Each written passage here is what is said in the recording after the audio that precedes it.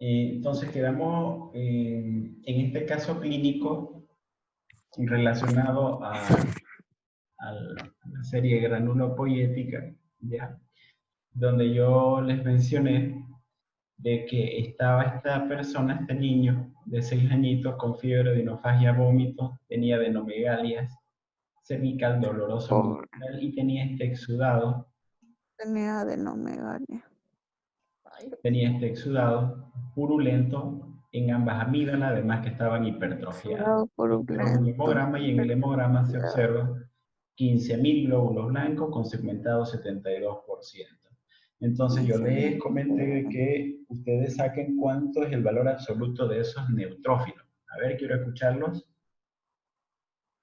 Hoy quiero escucharlo. 1800, doctor. 10.800. Vamos, chicos. 10.800, doctor. ¿Cuánto es el valor absoluto?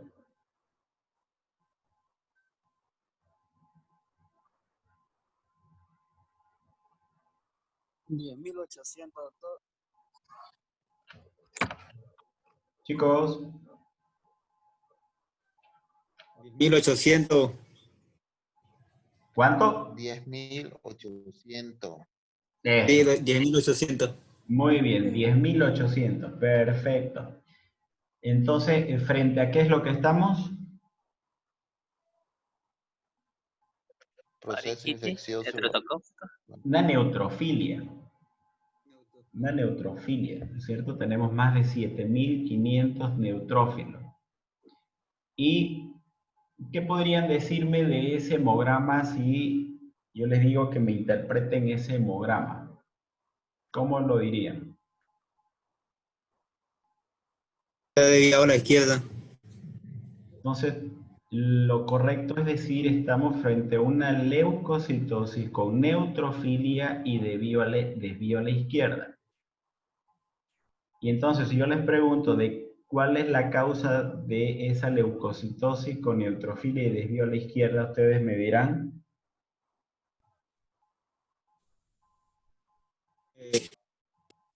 Infección por estreptococo, doctor.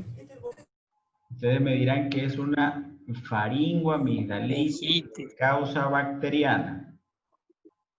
No estoy preguntando, ¿no es cierto?, de la gente. Ya te has ido un poquito más profundo. ¿Listo? Entonces hay que ir paso por paso, ¿ok? No se vayan a olvidar ese detalle. Entonces estamos con una leucocitosis, con neutrofilia, con desvío a la izquierda, debido a una faringoamigdalitis, si quieren ustedes, bultácea de causa bacteriana. ¿Ok? Aquí tenemos otro joven, bien sentadito. Este joven tiene 2 años, ¿listo? Tiene 2 años, tiene fiebre y tiene deposiciones líquidas en 8 oportunidades desde hace 24 horas y con sangre. Ojo con este detalle. Y en el hemograma llama la atención en sus glóbulos blancos, tiene 15.800, tiene 35% de linfocitos, segmentados 60, monocitos 5, y el moco fecal hay un predominio de polimorfonuclear. Miren la aplicación práctica interesante de esto. Si ustedes cometen el error de querer catalogar las alteraciones del diferencial leucocitario en base al porcentaje, se van a dar cuenta que aquí los porcentajes son normales. Ahora yo les pregunto, ¿cuánto es el valor absoluto de los segmentados en este caso?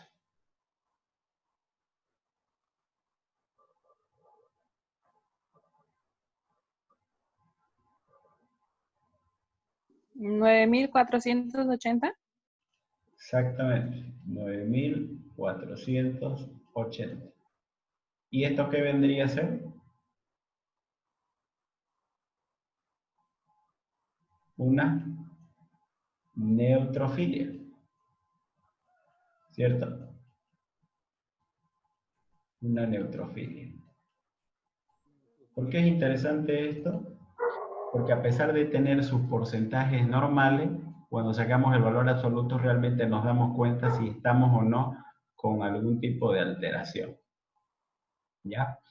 ¿Cuál creen que es la causa de su diarrea en este niño? E. coli, No me digan agente Heteroinvasiva. bacteriano. ah, Salmonella.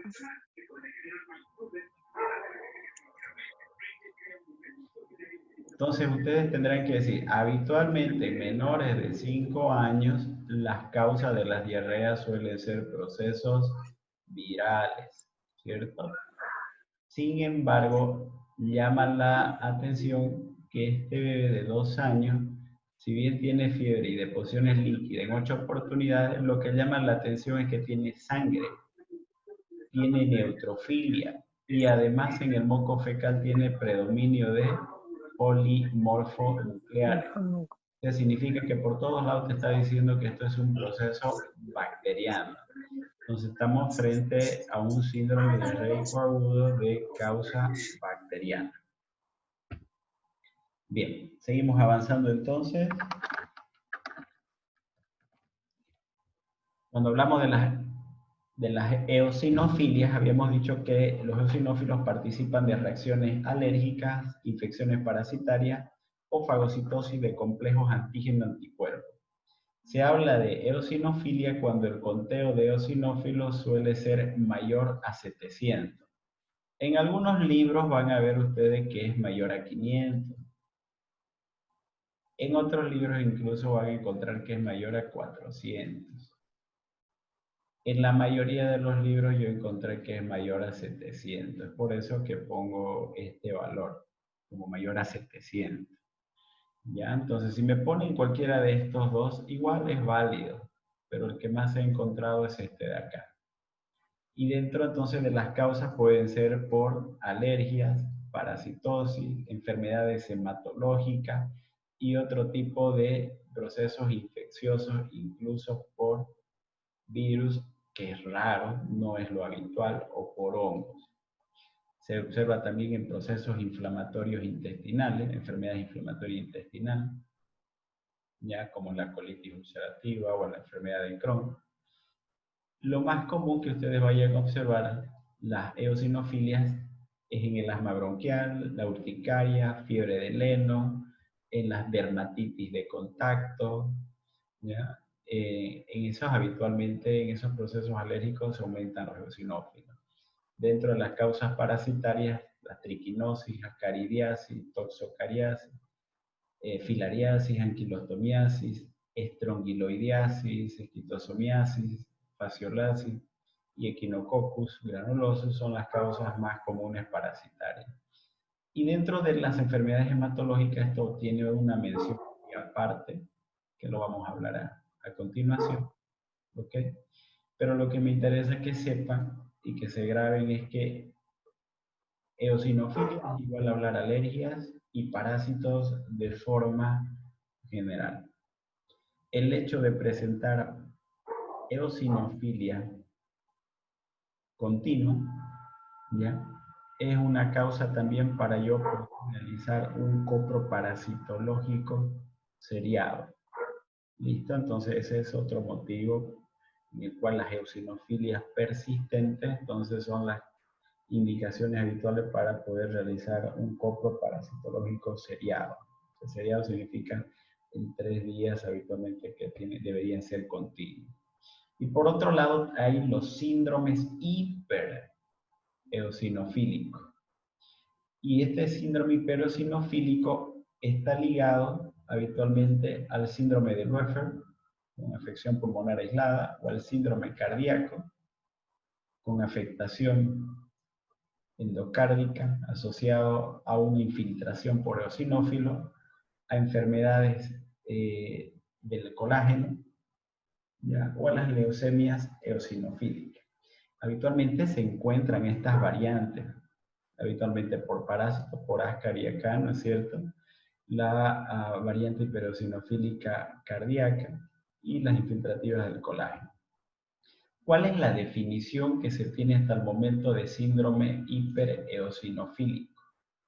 Se habla de síndrome eosinofílico, ¿ya? cuando se tiene más de 1500 células eosinófilas durante más de 6 meses consecutivos.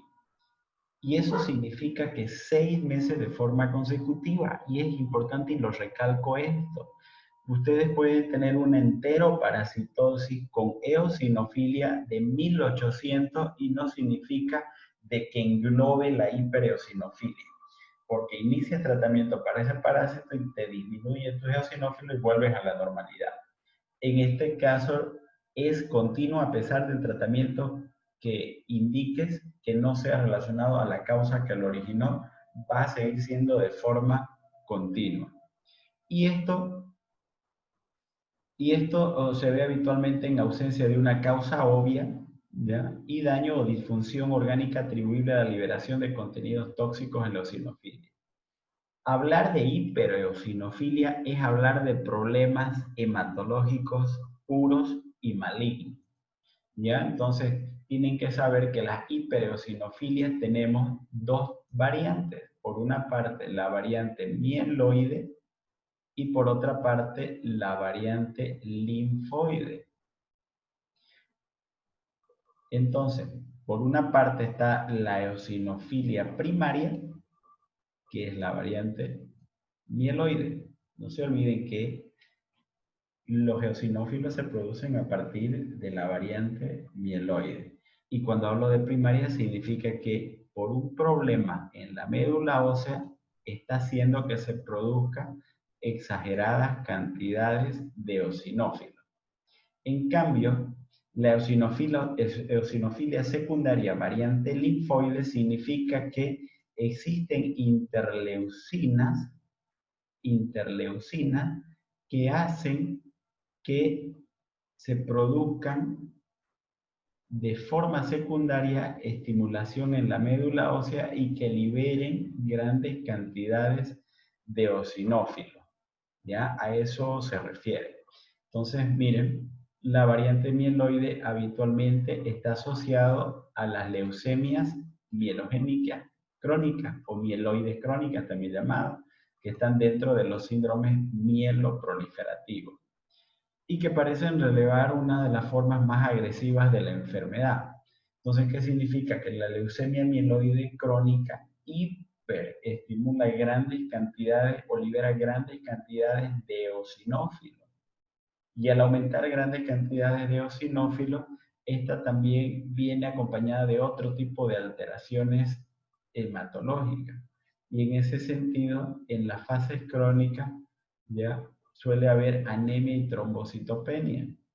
¿Por qué hay anemia y trombocitopenia? Porque en las leucemias mieloides crónicas, la serie mieloide, pero específicamente los granulocitos, aumentan tanto que en esta médula ósea queda poco espacio para que se produzcan glóbulos rojos y plaquetas. Entonces significa que está recontra aumentada la producción de los granulocitos en relación a las otras líneas celulares. Y dentro de los granulocitos, bueno, ahí también están aumentando la cantidad de los eosinófilos. Estos se acompañan de hepatomegalias, esplenomegalia y pueden haber aisladamente precursores leucocitarios circulantes.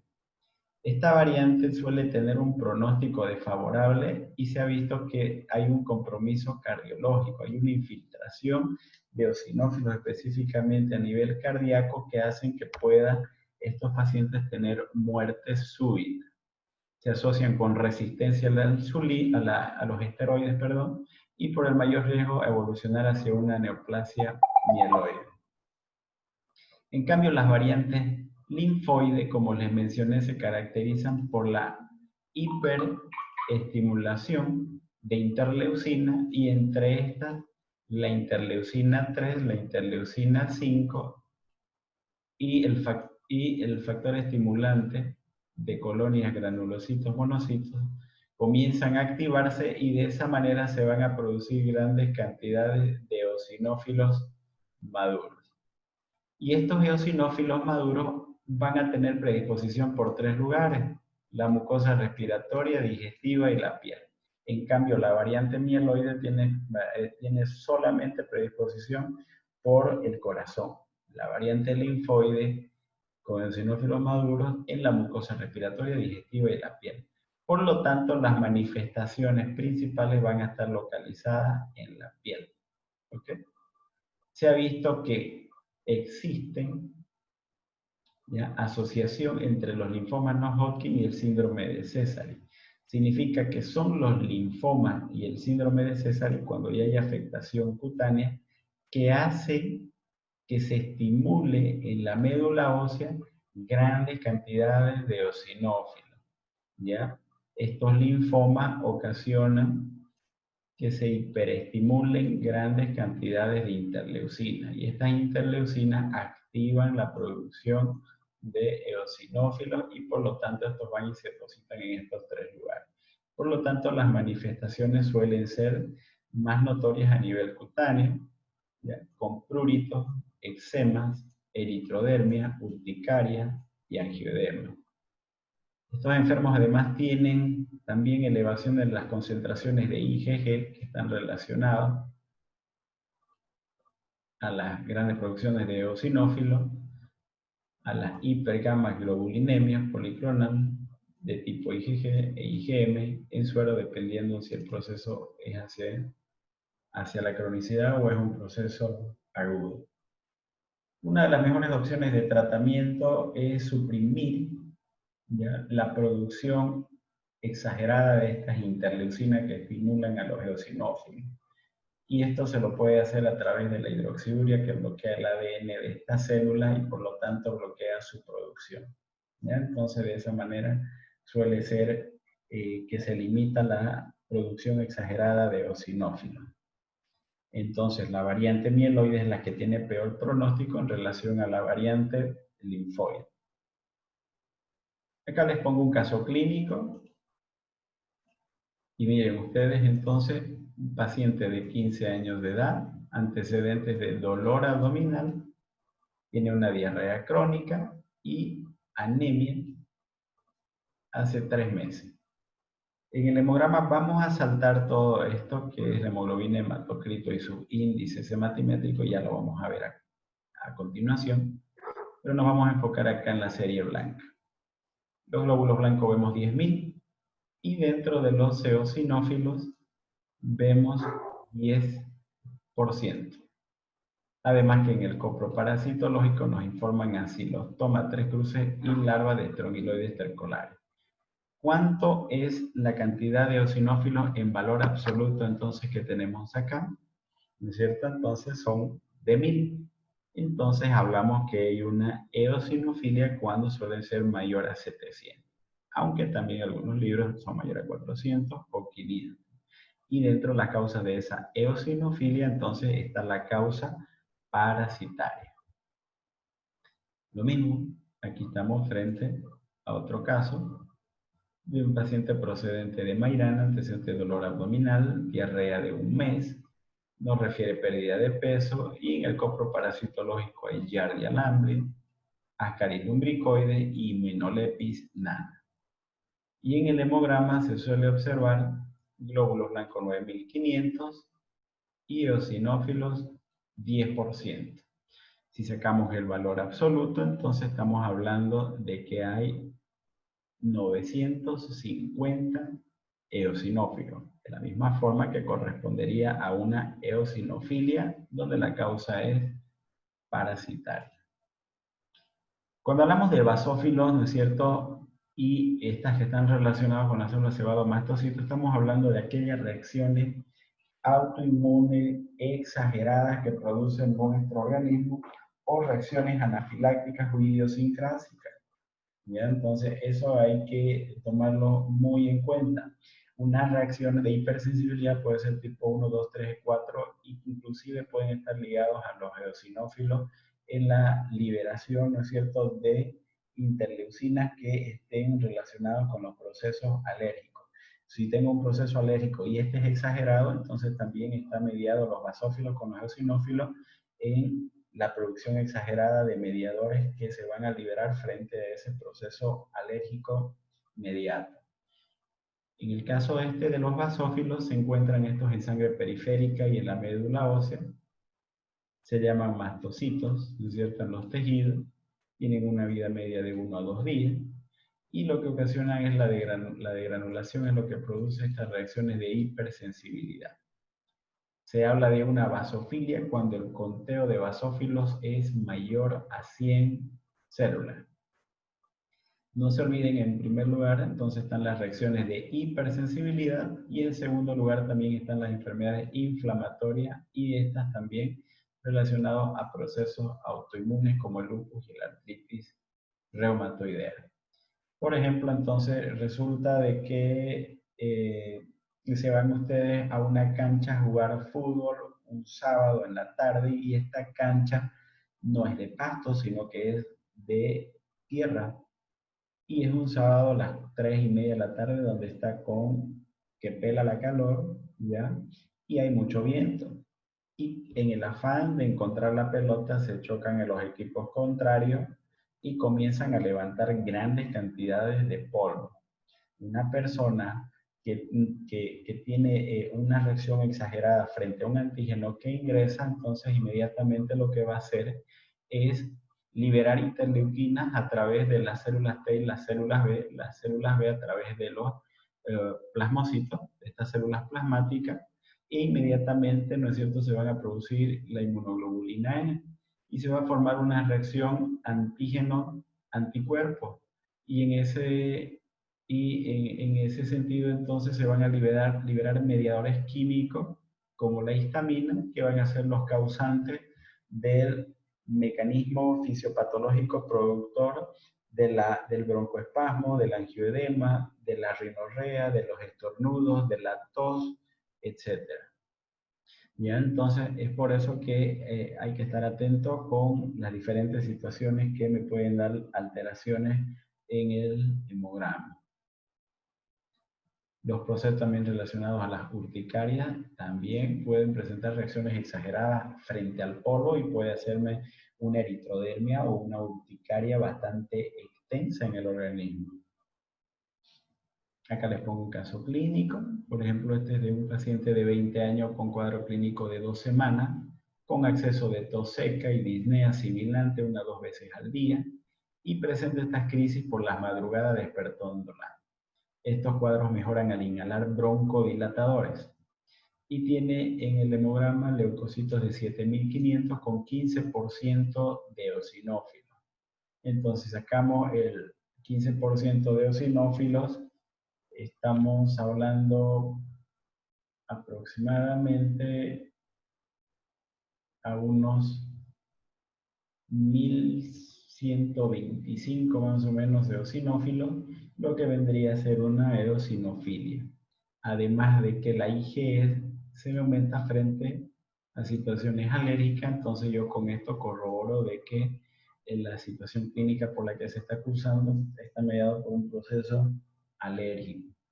Las medidas que se tomaron en este paciente fueron un inhibidor de los leucotrienos, ¿ya?, asociado a un antihistamínico para evitar el broncoespasmo.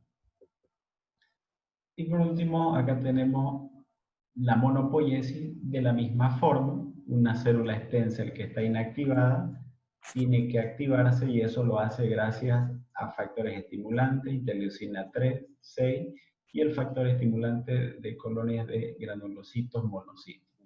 Una vez se activa la célula, ¿no es cierto?, gracias a la interleucina 3 comienza las unidades formadoras de colonias de granulocitos monocitos comienzan a diferenciarse y luego a especializarse en una sola línea celular, y en este caso a monocitos.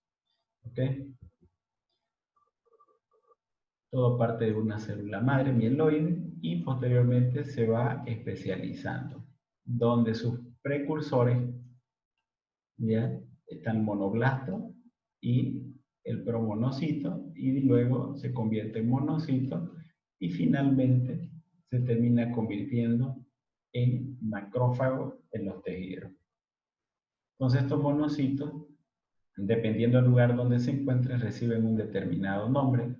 Por ejemplo, a nivel del hígado se llaman células de Kupffer, a nivel de los alveolos, macrófagos alveolares, en la médula ósea, osteoclastos, y en el sistema nervioso central, células de la microglía. Permanecen habitualmente por solo 3 días en sangre periférica y, como les mencioné, están relacionados, ¿no es cierto?, con la fagocitosis de bacterias y detritos celulares.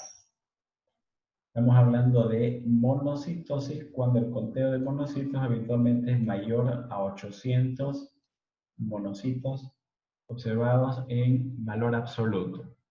¿Ya? Entonces, las causas más frecuentes de la monocitosis suelen ser en procesos virales, en procesos parasitarios, en procesos bacterianos, ¿listo? E inclusive en tuberculosis o síndromes mielodisplásicos. No se olviden que los monocitos son específicos de procesos inflamatorios y que se encargan de degradar los restos, sean de las bacterias, los virus, los parásitos. Es como que son los que comen habitualmente la sobra que dejaron los macrófagos inicialmente. Causas menos frecuentes, entonces están ahí la endocarditis y la brucelosis. Y ya para finalizar, entonces acá está la serie megacariopoyética que solo ocupa el 1% en producción en la médula ósea. Y esto que es interesante en relación a la megacariopoiesis. Primero, que una célula normalmente que está inactiva, para ser activada requiere de interleucina. Entonces está aquí el factor estimulante, los que hacen sinergia la interleucina 3 y 6, el factor estimulante colonia granulocito monocito, y la principal interleucina que está relacionada con la megacariopoiesis, que es la interleucina 11. Si no hay interleucina 11, no se lleva la activación, ¿ya?, de las unidades formadoras de colonia, y por lo tanto no hay inicio de la megacariopoiesis. ¿Ok?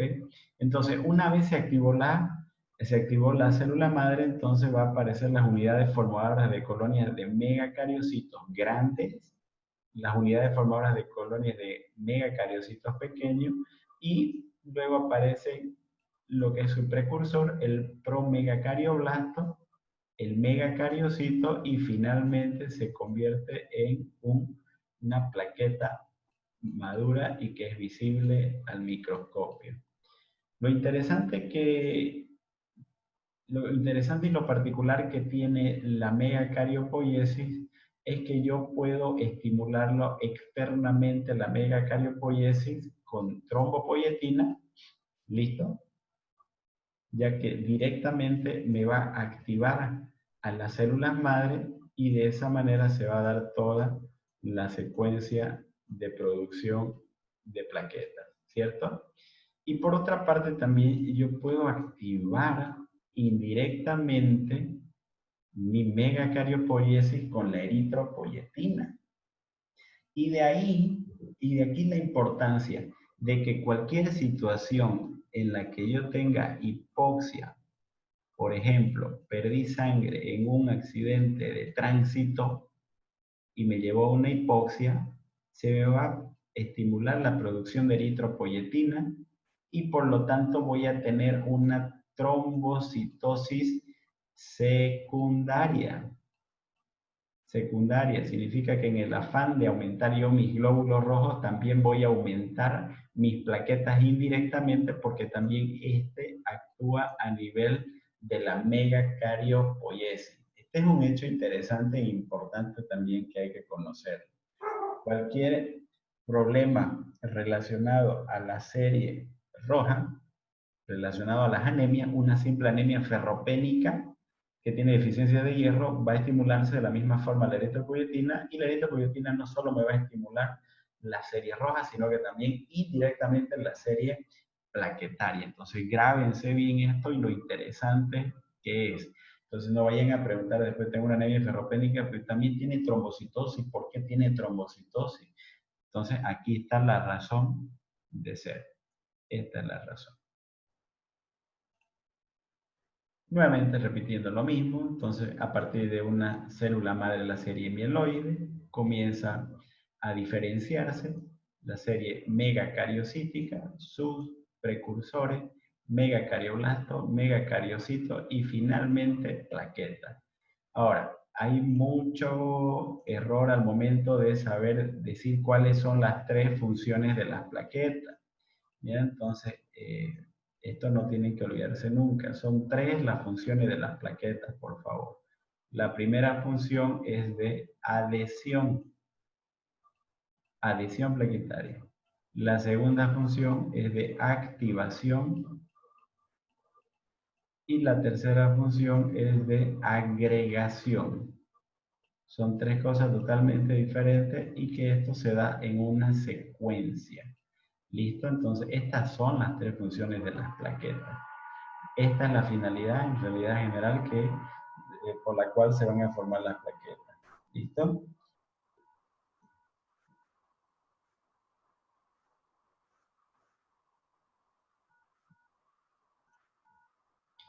Entonces yo puedo tener algunas alteraciones relacionadas al tamaño, ¿no es cierto? Entonces puedo tener plaquetas chiquitas que se llaman micromegacariocito, en las púrpuras trombocitopénicas inmunes, en las leucemias mieloides crónicas. Puedo tener alteraciones nucleares como monolobuladas en los síndromes mielodisplásicos o lobulaciones nucleares separadas en los síndromes mielodiplásicos o megacarioblásticos en las leucemias mieloides agudas. Entonces acá si ustedes son un poquito detallistas, ya comenzaron a darse cuenta que si yo observo megacarioblast, ya estoy hablando de precursores de la serie plaquetaria y eso se observa habitualmente en las leucemias que suelen ser agudas. Ya, entonces, ¿qué es lo que me interesa que sepan de las plaquetas? Acá sus valores, ¿ya? En valores absolutos se habla de trombocitopenia cuando el conteo es menos de 150.000. Ese parámetro no ha cambiado, se mantiene el mismo, ¿ya? Y inclusive lo podemos subdividir en trombocitopenia leve, moderada y severa. Para fines prácticos, las leves son entre 100 y 150.000. ¿Listo? Las moderadas son entre 50 y 100 y las severas son las plaquetopenias que son menos de 50.000 y estas que son menos de 50.000 son las que tienen más riesgo de sangrado. Y las trombocitosis habitualmente suelen definirse cuando estas son mayores a 400.000. Ahora, cuando comenzamos a ver las alteraciones de las plaquetas, entonces tenemos el primero que son las trombocitosis cuando estas suelen ser mayor a 400.000. Y acá mire, vamos a darnos lugar a la clasificación. Causas primarias y causas secundarias.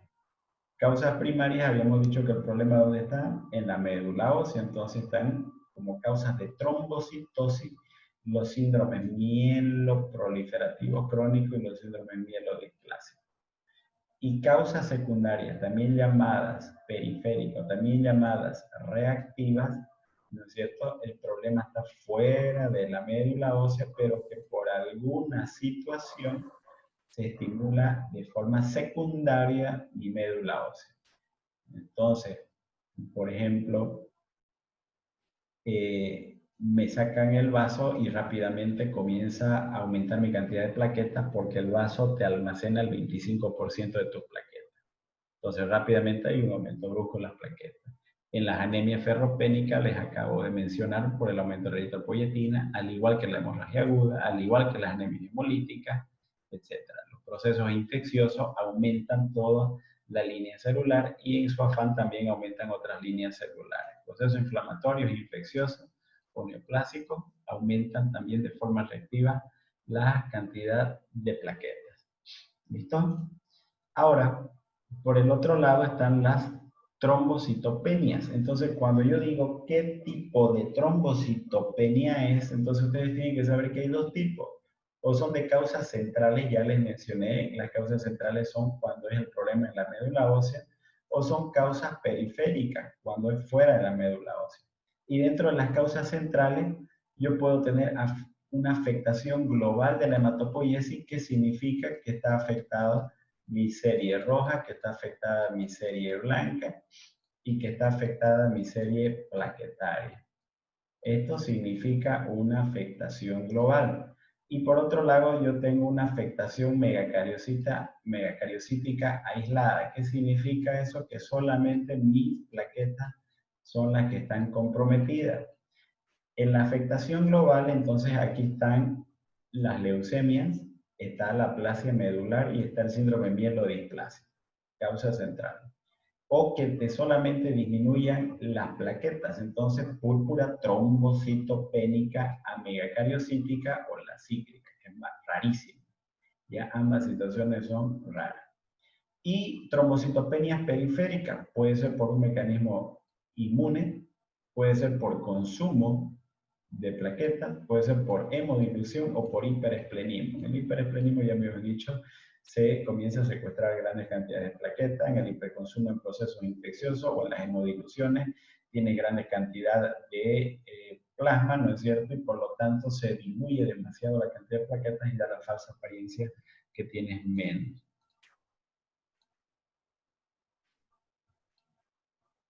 Bien. Entonces, chicos, esto sería en relación a lo que es la granulopoiesis, monopoiesis y megacariopoiesis. Si tuvieran alguna pregunta, por favor.